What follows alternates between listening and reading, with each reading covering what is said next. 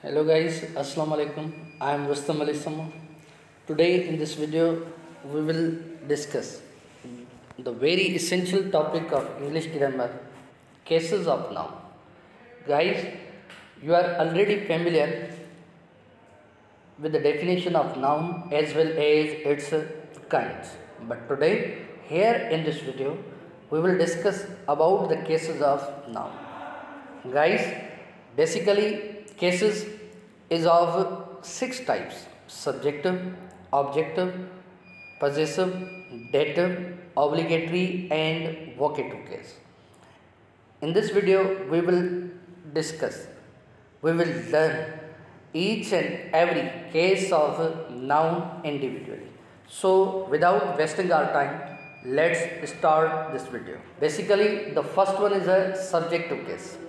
When noun is used at the place of subject, it will be referred as a subjective case of noun. Means when we are going to use noun at the place of subject, they will be titled, they will be referred as a subjective case.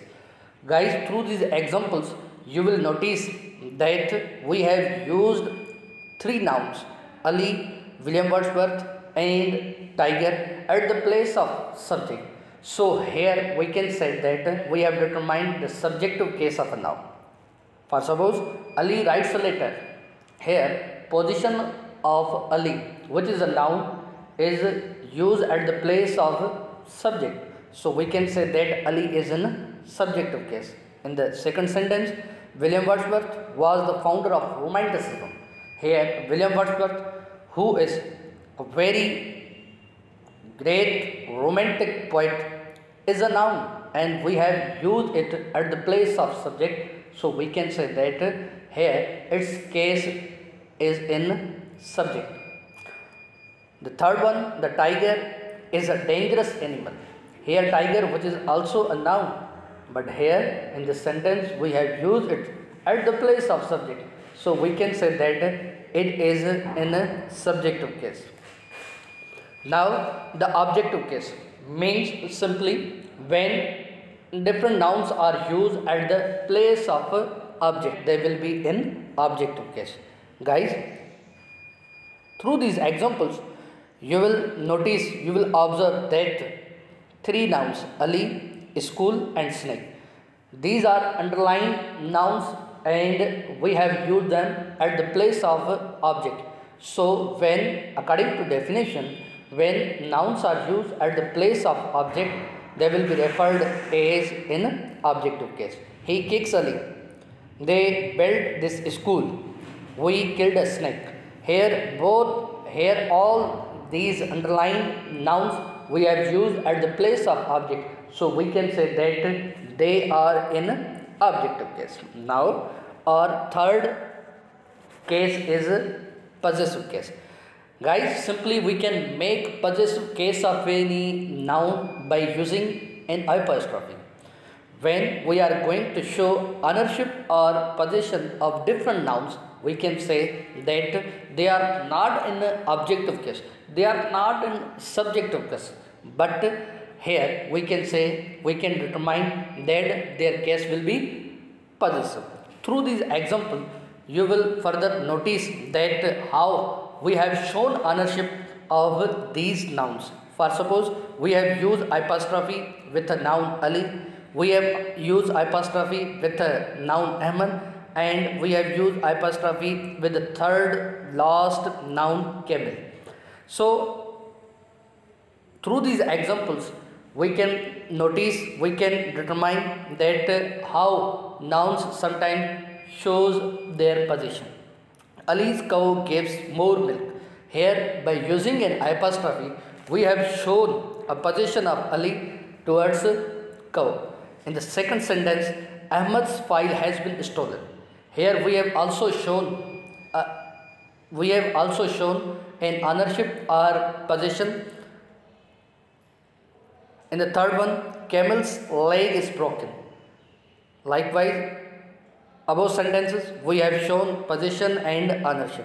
So possessive case of noun may be made by using an apostrophe. Now, the fourth one is a dative case.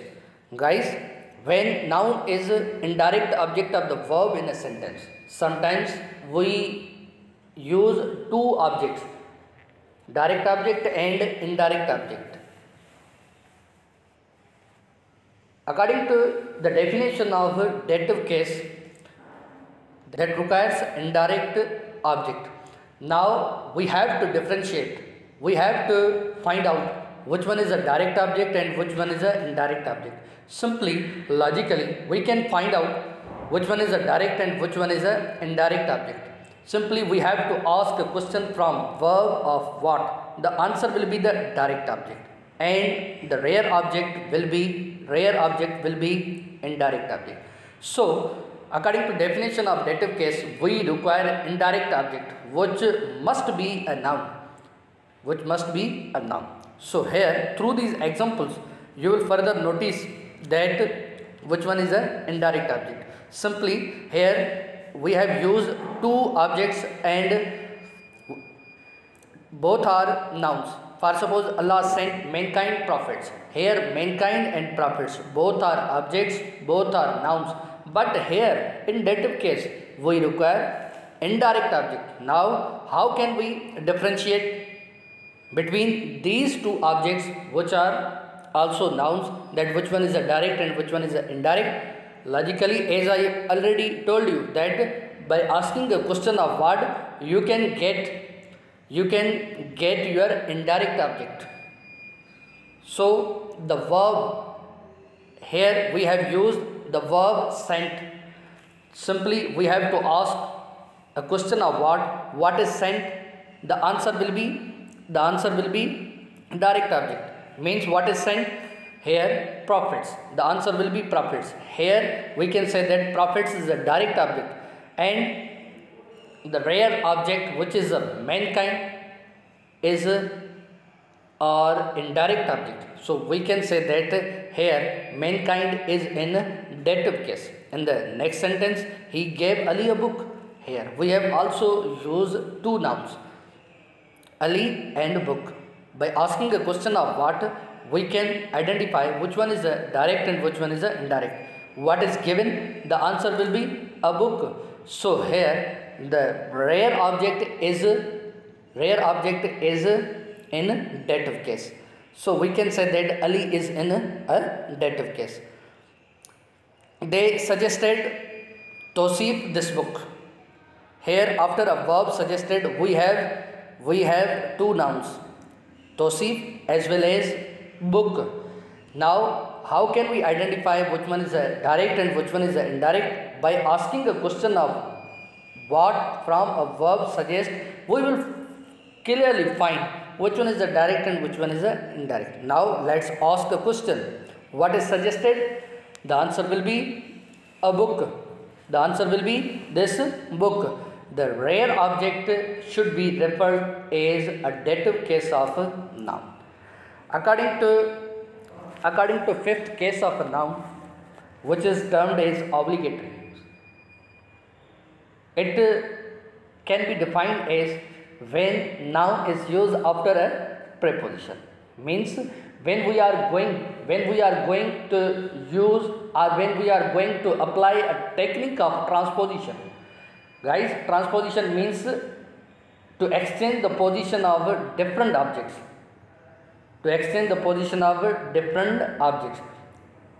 In the dative case, as we have used two objects, when we transpose these objects,